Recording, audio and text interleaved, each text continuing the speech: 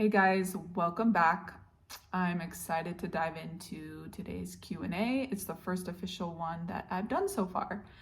You guys sent in some really great questions. It was actually hard to narrow it down to 10, but I read through them all and decided to just stick with 10 plus one bonus question at the end, so stick around for that. I tried to choose some of the questions that were frequently asked or ones that would kind of encompass a lot of things that you guys were asking about. So here we go, let's dive in. Question number 1. My husband is also Kenyan and we've been thinking of moving to Kenya. How did you know it was the right move for you? So yeah, there's definitely a lot to consider with a move like this, which is why I would recommend visiting Kenya first a few times and maybe plan on living here short term first before you make the complete move. If you're someone like me, you can easily get excited by ideas and by adventures. And so moving to a whole new continent and country might just be really exciting and sound so appealing, but the truth is you're not going to know if you can actually thrive here and if it makes sense for your life until you come and test yourself over here. And yeah, just really be honest with yourself if it makes sense for you and your family and your life, because it might not. It might not make sense with the goals you have, the things you want to accomplish. Don't just make the leap blindly. Come over here, visit first, and I would highly recommend staying for at least a few months so that you're not just getting like the vacation-y, exciting, new novelty parts of being in Kenya, but that you actually know what it's like to live here. Question number 2, what do you miss most from USA? What I miss most is, of course, my family, as you might imagine. I have a new little niece who is not even a year old yet, and it kills me inside to know that I'm not there personally to hold her and play with her and watch her grow up. But I get to see her a lot over video and messaging and all of that. But yeah, my family for sure. Question 3, do you experience problems in Kenya since you always seem so happy? Guys, yes, of course. Of course we experience problems. Like, let me just explicitly say, yes, we experience problems. Now, I might not showcase every single one of our problems that we come up against on my vlogs or on my social media. That's just not my thing. Yes, I'm all about being real. That's why I'm telling you, yes, we experience problems, but it's just not something that I take a whole bunch of time and focus on and highlight. I feel like there's already a lot of places where people can see all the problems that can arise from living in Africa and living in a country like Kenya. I don't feel like we need more highlighting of all the negative, hard things. So I personally want to do my best to put my energy and focus into more of the positive things. And this is life. Anywhere you go, it doesn't matter where you go, you're gonna have problems. This is life. You can't escape life and the problems that come. I'll give you an example of one of our more recent headaches that we've had. So I'm not sure what day it was, but recently we woke up in the middle of the night to a loud bang and flash of light. And it was really scary. We had no idea, like, did our house just get struck by lightning? I don't know. We got out of bed and realized that a power surge had hit our house and it ruined a lot of things, okay? Luckily, none of the major appliances or expensive things were ruined, but it was super inconvenient and we had to go through a whole headache and a half to get things fixed up. So yes, things like that do happen, and it's okay. Things can be fixed, and it's just teaching us how to live in Kenya. Kenya will teach you how to live here. You can show up here with all the intentions in the world. You can show up here with all the plans and think you have everything figured out, but I promise you this country will teach you how to live here. So, needless to say, solar power is looking better and better every single day. Question 4.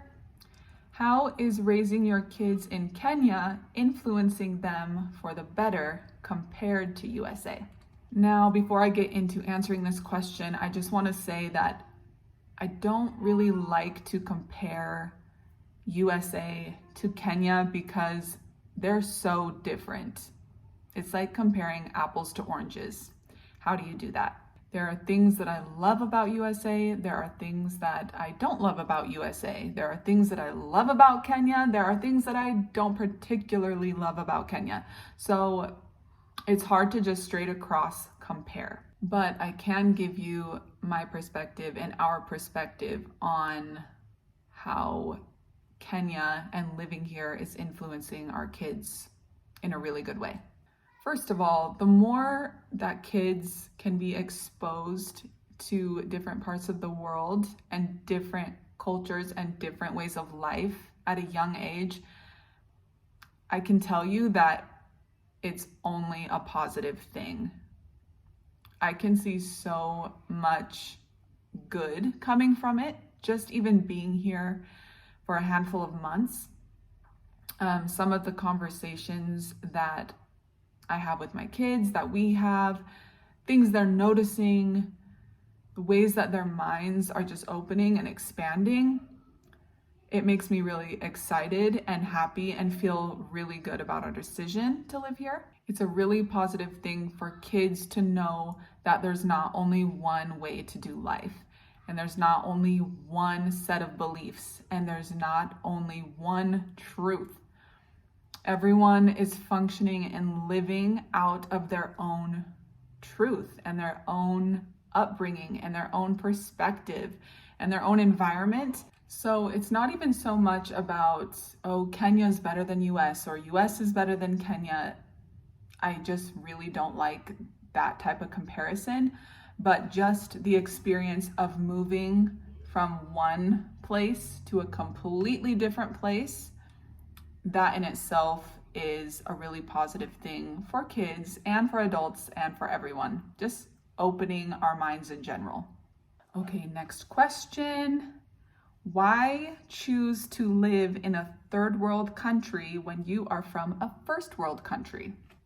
I very much prefer to call Kenya a developing country more than a third world country, because third world country to me carries so many negative connotations, and Kenya is a freaking great country. So Kenya is still young, it's developing, it has challenges, but so does USA. If you don't know some of the challenges going on in USA, then just simply turn on the news and you will see plenty of challenges.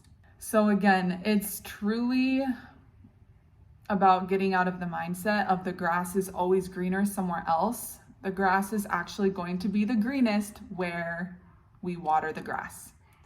And yeah, sometimes it does take going somewhere else to realize how good you had it where you came from, and vice versa. So there's nothing wrong with getting out of your bubble or leaving your home or traveling and just becoming more aware of how life is all over the world. That's always going to be a positive thing. But comparing countries by their status of first world, third world, it honestly doesn't even make sense to me, because everywhere has challenges. And which challenges do you prefer? These challenges or these challenges? Okay, next question. Are you learning Swahili and Kimeru? Well, Nina Jaribu Kuongea. I'm trying. and I'm succeeding. It's honestly really fun to learn Swahili. I really love it. Kimeru is a little bit harder to learn, I'll be honest. But being around it and listening and just picking up words here and there is working. I'm just gonna need a bit more time. With Swahili, I'm really making a lot of progress because there are just so many different tools to learn it. I'm using the Duolingo app right now, and I just do like little lessons. I try to do them every day. I need to get back into my really good habit of doing it every single day. I use that app to learn and study, and it's going really well. Mimi ni Mackenzie, Nina Furaha, Kukutana no Wewe. Okay, we are up to question number 7. You always say positive things about Kenya. What's one behavior you find annoying in Kenya? Okay, so I wouldn't really say I find it annoying anymore. It was just more of something that was kind of shocking and hard for me to get used to, and it still is when I come across it, to be honest. People in Kenya are very comfortable with saying things, just telling it like it is. So something I've had to get used to is people in Kenya are very comfortable with commenting on people's weight and bodies and saying very blunt things like, you've added weight or you've lost weight, and just comments like that. Whereas where I'm from, it's considered like very rude sometimes. Like if you were to just go up to someone and tell them they've gotten fat, that's considered really rude. And I know it's not coming from a rude place when people say it, but it's just kind of like the initial shock of hearing, not even just like towards me, but even towards other people, like someone telling someone else that they are fat or have gotten fat or added weight. That's just something that's like so off limits. Like those are things in US that are usually said behind people's backs, not right to their faces. So not saying that we aren't all saying those types of things, but to say it like just straight directly to someone's face was a little hard for me to get used to. But I mean, what's better, saying it straight to someone's face or behind their back? I don't know. And then yeah, just having to get used to going with the flow here. Not everything is always going to run right on time. It's not so much hard for me anymore. I'm pretty used to that. But in the beginning, it did frustrate me a lot. You say something's going to happen at 1 p.m. and it's 3 or 4 p.m. and things are just now starting to get rolling. Like that was very hard for me because I'm a very like scheduled person that loves a good schedule, but that doesn't really exist as much here. So you just have to go with the flow. Okay, gotta take a little sip. Okay, we're making good progress. We're on question number 8. Are you intending to move back to US in the near future? No, we do not have any plans to move back to US in the near future. Question 9. Does your family in US plan on visiting Kenya? So my family actually did come and visit in 2019. My parents, my grandma, and my youngest brother all came out, and it was so fun. We did a lot of traveling and sightseeing. We went to Masai Mara. We did visit Meru. My family got to meet George's parents and some of his family members, which was really special. And yeah, we got to see and do a lot. And then my mom is actually coming here later this year, and we can't wait.